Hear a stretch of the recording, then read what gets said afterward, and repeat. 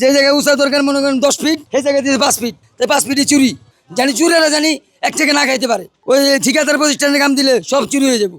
দর্শক, আমি এখন যে রাস্তায় দাঁড়িয়ে আছি এটি কিন্তু মহাখালী সংক্রমণ ব্যাধি হসপিটালের সামনে, এবং এই মহাখালী সংক্রমণ ব্যাধি হসপিটালে যাওয়ার একমাত্র যে রাস্তাটি, এই রাস্তাটি দেখতে পাচ্ছেন যে জলাবদ্ধতার সৃষ্টি হয়েছে, এবং কি এই জলাবদ্ধতার কারণে কিন্তু এই আশেপাশে যেসব যারা বসবাস করে তারা কিন্তু এই রাস্তায় কিন্তু যাওয়ার অনেক সমস্যার সম্মুখীন হয়, এবং যে সকল রোগীরা এই সংক্রমণ ব্যাধি হসপিটালে আসে তারা কিন্তু আসতে তাদের অনেক ধরনের সমস্যা হয়, এবং কি ময়লা পানির কারণে কিন্তু তারা অনেক ধরনের সমস্যা ফেস করে। এবং আমরা এখানে কিন্তু যে সকল এলাকাবাসী রয়েছে তাদের সঙ্গে কথা বলবো এবং কি জানার চেষ্টা করবো। আপা, এখানে আপনারা কত বছর ধরে অবস্থান করছেন?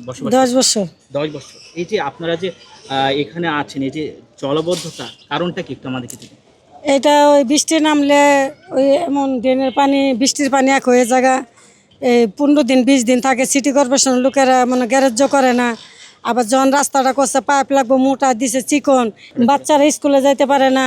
আবার যারা নামাজ পড়ে ওদের শরীরে উজু করে একটু পানি পড়লে ওরা নামাজ যাইতে পারে না। আর এই জায়গায় একটা টিবি হাসপাতাল, গ্যাস্ট্রো লিভার এই রাস্তাটা দিয়ে যায়। ওই রাস্তা ভাঙ্গা দেখা ওই গাড়ি কোনো সময় গাতাত পড়ে জায়গা, আবার কোনো সময় যাইতেও পারে না, মানে অনেক। এই রাস্তায় সামান্য কিছু বৃষ্টি হওয়ার কারণে দেখতে পাচ্ছি যে পানি জমে আছে। আসলে এই বৃষ্টিটা কবে হয়েছে এবং কি পানি কতদিন ধরে জমা আছে একটু যদি বলতেন। কালার এক্সপার্ট ডার্ক স্যাপ এবং মাইল্ড অন হ্যান্ডস টেকনোলজি সমৃদ্ধ অরিক্স অ্যাডভান্স ডিটারজেন্ট পাউডার, আপনার লন্ড্রি এক্সপার্ট। বৃষ্টিটা আসছে তো আপনার ঈদের দ্বিতীয় দিন, কিন্তু পানি জমা আছে ঈদের আগের থেকে পানি জমা আছে। তো এইখানে যে সুরেজ লাইনগুলো আছে, সুরেজ লাইনগুলো ঠিক মতন পরিষ্কার হচ্ছে না। সিটি কর্পোরেশন তার দায়িত্ব নিয়ে কাজ করতেছে না। তাকে বললে সে বলে যে এগুলি তো পিডাব্লিউডিআই, সংক্রমণ হাসপাতাল, বিএমআইসি, তারপরে কমিউনিটি ক্লিনিক, ওনারা যদি কোনো নোটিশ করে জেলা প্রশাসকের কাছে, ওনারা এসে এটা ঠিক করবে। কিন্তু আমরা তো জনগণ 30 বছর ধরে আজকে এখানে বসবাস করতেছি। আমরা তো জানা মতে, আমরা যতটুকু জানি যে এগুলি তো সিটি কর্পোরেশন আন্ডারে থাকে। সিটি কর্পোরেশন ওনারা এসে পরিষ্কার করব, কিন্তু ওনাদেরকে বললে ওনারা বলে ওনাদেরকে, ওনারা বললে ওনাদেরকে বলে। এইভাবেই আমরা 17 আসনের যারা আছি এই এলাকার জনগণ এইভাবেই দুর্ভোগের ভিতরে আছি। আর এখানে অনেকগুলা মেডিকেল শাখা আছে, আপনার বিশেষ করে আপনার ক্যান্সার আছে, কুষ্ঠ আছে, গ্যাস্ট্রো লিভার আছে, তারপরে সংক্রমণ বিধি আছে।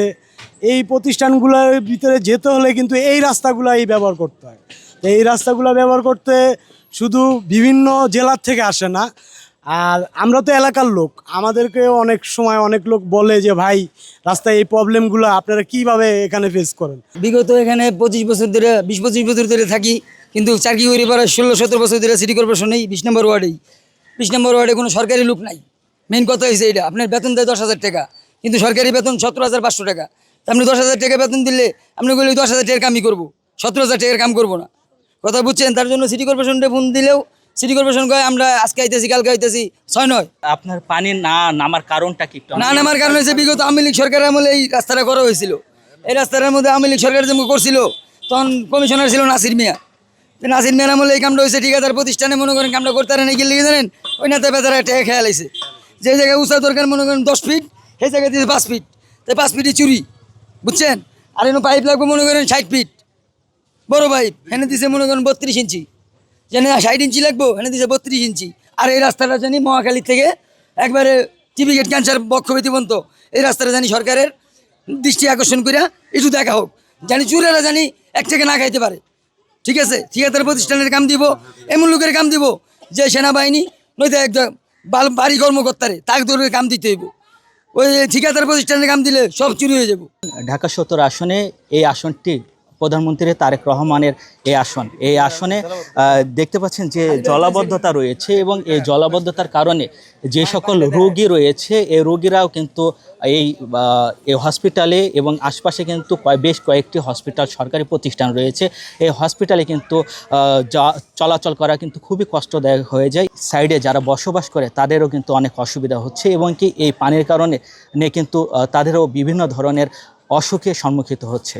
তাই এই এলাকাবাসীর প্রত্যাশা এবং কি আশাবাদী যেন স্বয়ং প্রধানমন্ত্রী তিনি নিজ উদ্যোগ নিয়ে এই রাস্তাটি এবং এই যে ড্রেনের সম্পূর্ণ কাজটি সম্পূর্ণ করা হয়। নয়ন মাহমুদ, RTV, ঢাকা।